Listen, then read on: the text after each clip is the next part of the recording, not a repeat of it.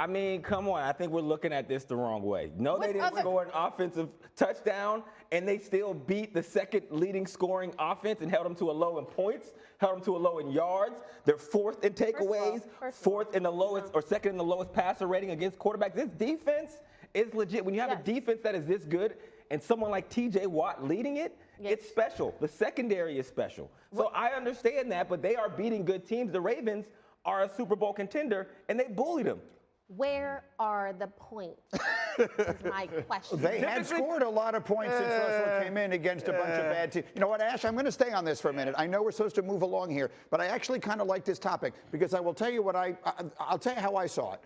Going into the game, I was all prepared to say, no, the Ravens are legit, and the Steelers are not. They've been a great story with a great coach, and the Ravens are going to show who's who this week. And you know what? The opposite happened.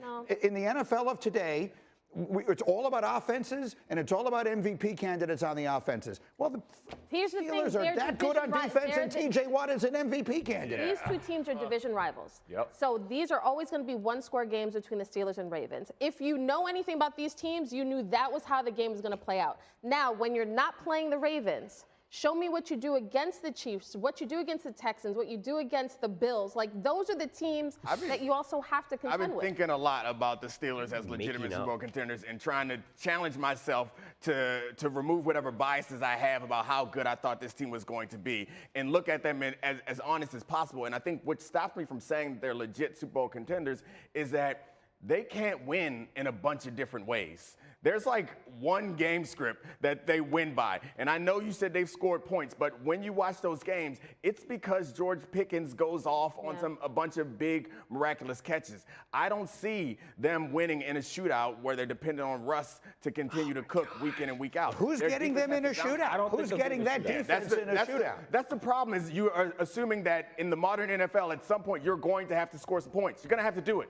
Like through 3 weeks of the postseason, someone's going to put up 30 on you. Like, it's just a way. If they can shut everybody down, then more power to them. It's just unlikely. That's my point. They could win a couple of games like that, but there's going to have to be one game where the offense is going to have to pull them through. I feel like my head's about to explode. First off, they don't just win one way. They've proven to be able to win many different ways. What are you talking about? Like, what are you talking about? That makes no sense. And saying, like, what are they going to do against the Texans, the Chiefs, and the Bills? Like, first of all, they haven't played them. So, like, what do you want us to do? Just make things up? Have the Chiefs been this dominant juggernaut team? They couldn't even put up more than 18 points. They couldn't put up more than 16 points on the Broncos for the Chiefs. And what have the Texans done? Like, what the Texans couldn't even beat the New York Jets, who are a tire fire right now. So, like, what are you talking about? You're going to use the Texans now as a frame of reference for eliteness, and I think I like the Texans a lot. So that's not a knock on the Texans, but like they're not the barometer of greatness, and quite frankly, not even the Chiefs aren't right now. Like, what? The Atlanta Falcons nearly beat the Chiefs. The Denver Broncos with rookie quarterback Bo Nix almost beat the Chiefs. Like what? What are we even talking about? None of this makes sense. None of it. Like, I was like, I was ready to rip this clip off, like, you know, honestly, like within the first like 10 seconds of it, because I'm just like, this is just such nonsense. I mean, how are we even having this question right now? Are they legit Super Bowl contenders? So who are the illegitimate Super Bowl contenders? That's what I want to know then. Like, how are we grading this? How many Super Bowl contenders are there? Are we just gonna say just the Chiefs and the Lions and that's it or something? Like, what is the standard here? Usually, it's you have a Super Bowl winning head coach and a Super Bowl winning quarterback. That's good enough to make you a contender, just right then and there. And now that's like apparently not good enough for the Pittsburgh Steelers and their defense. Right? We're acting like their defense is a bunch of scrubs. Or that Russ hasn't been leading this offense prior to that last game against the Ravens, which was always going to be a tough, gritty game. Russ has been putting up points. He's been the Pittsburgh Steelers have been in the top in the NFL of points scored. So, like, I don't even understand what the argument is. You have to be able to prove to win a shootout. It's like, okay, name the shootout that the Kansas City Chiefs won. They're the you know the gold standard of greatness. What's the shootout that they won? I don't understand. Where is it? Show it to me. Did they win a shootout last year either? I'm not so sure. Like, again, how are we defining a shootout? Like 40 points or something? 35? Like, well, where is it? So it just doesn't really make sense, honestly. And now you're trying to downplay what they can do offensively. Like, this team hasn't looked significantly better offensively as soon as Russ became the quarterback. I don't understand it. When you say, where are the points? Not every game is a shootout. Not every game is 35 plus points. That's not how the NFL is played. You have to be able to win ugly. You have to be able to win in a shootout. You have to be able to win by putting up a ton of points. You have to be able to win by only scoring like 15 points, 16 points or something. One of those weird score games. You have to be able to win that way as well. And that's actually what the last game showed. So it doesn't make any sense. None. Zero. And if you want to argue, this is what I often say. If you want to argue against a team like the Pittsburgh Steelers being a Super Bowl contender, I'm open to that. Right? Like I'm open to disagreements, obviously. Like, that's just sports talk. But it's the confidence that some of these people have on here that the Pittsburgh Steelers aren't contenders.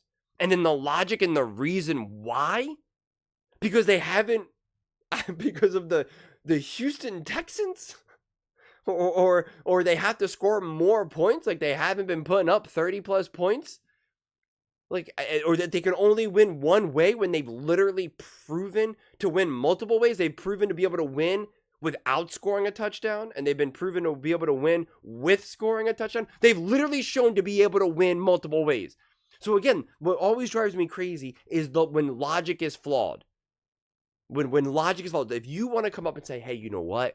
I think come time playoffs, Russ is going to be slowed down. I think he's been making some nice throws, but he's been a little bit inaccurate, and I think that'll catch up to him. Like, you can make some arguments, and that was just a made-up thing. But if you actually have, like, legit logic, hey, Mike Tomlin typically in the playoffs will get a little tight, and I think the defensive line for the Steelers has some limitations that I think that the Kansas City Chiefs will be able to expose or something, right? Like, give me, like, actual logic here. Give me actual fundamental reasons, not where are the points and the Houston Texans.